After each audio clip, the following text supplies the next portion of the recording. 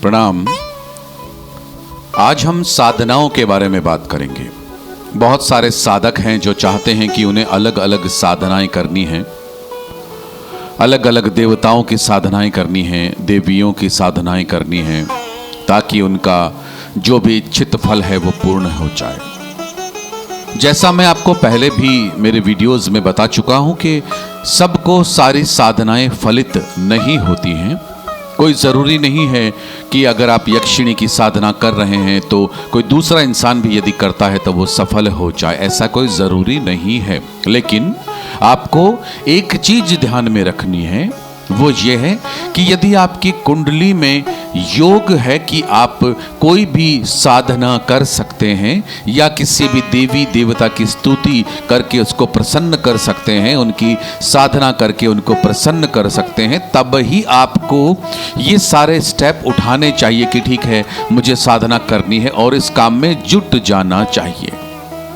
एक चीज़ का हमेशा ध्यान रखिएगा, जब भी कोई साधना आप करते हैं उस साधना में आपको अपने अंदर कोई भी कपट, छल, कोई भी किसी भी तरीके का ये नहीं होना चाहिए कि मैं ये साधना करने के पश्चात किसी इंसान का या किसी जानवर का, किसी जीव का, चराचर का, किसी का भी नुकसान करूंगा। यानी गुस्से के स्वरूप होकर के कभी भी कोई भी साधना नहीं करनी है। इस बात को आपको जीवन पर्यंत याद रखना है, अन्यथा ये साधनाएं बहुत ही ज्यादा परेशानी का सबब आपके स्वयं के लिए बन जाती हैं।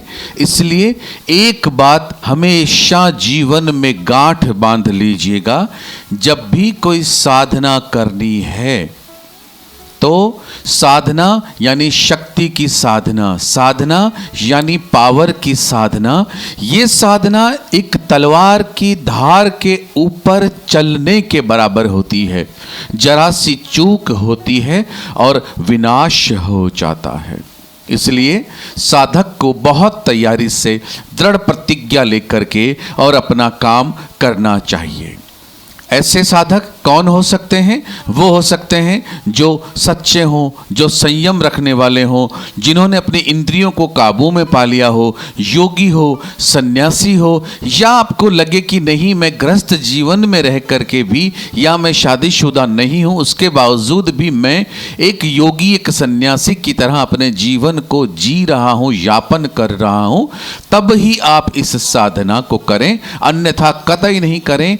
नहीं तो यह साधना आपको बहुत ज्यादा विनाश की तरफ ले जा सकती है। इस चेतावनी को ध्यान में रखते हुए आप इस साधना को करें, अन्यथा बिल्कुल भी नहीं करेंगे।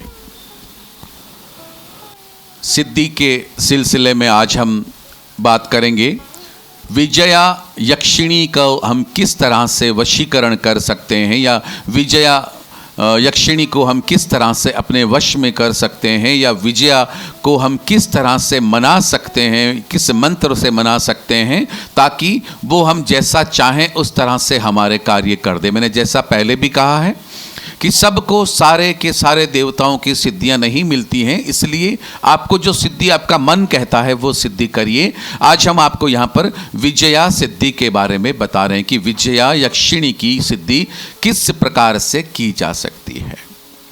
इसके लिए आपको किसी भी एकांत में, अगर हो सके तो शमशान भूमि बहुत अच्छा होता है, किसी भी एकांत में बैठ जाएं या शमशान भूमि में किसी बड़े वृक्ष के नीचे बैठना है और 1 माह तक यानी 30 दिन कम से कम और 41 दिन ज़्यादा, यानी ज़्यादा से ज़्यादा 41 दिन और कम से कम 30 दिन तक आपको इस विजया यक्षिणी के लिए आपको मंत्र बोलना है, मंत्र उच्चारण करना है।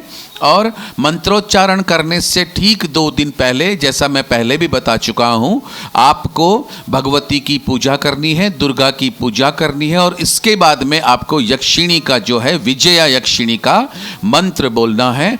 इसको जब आप कर लेते हैं तो यक्षिणी साक्षात आपके सामने आती हैं। आने के पश्चात आपको दर्शन देती हैं और आप जिस तरह से चाहते हैं उस तरह से वो आपकी आज्ञा का पालन करने लग जाती हैं। लेकिन एक ही चीज को ध्यान रखिएगा, हमें किसी का नुकसान करने के लिए कतई नहीं सोचना है। आपको जो मंत्र करना होगा वो मंत्र होगा ओम हिली कुटी कुटी तुह तुह में वशमानय अह अह स्वाहा। इस मंत्र को याद कर लें, देख करके नहीं बोलना है, क्योंकि ये एक तलवार की धार पर चलने के तरह का कार्य है। सो आपके चूक आपको लेकर डूब सकती है। इसलिए जब तक नहीं लगे कि मैं कर सकता हूँ या मैं कर सकती हूँ, तब तक आपको इन किसी भी मंत्रों का प्रयोग नहीं करना चाहिए। प्रणाम।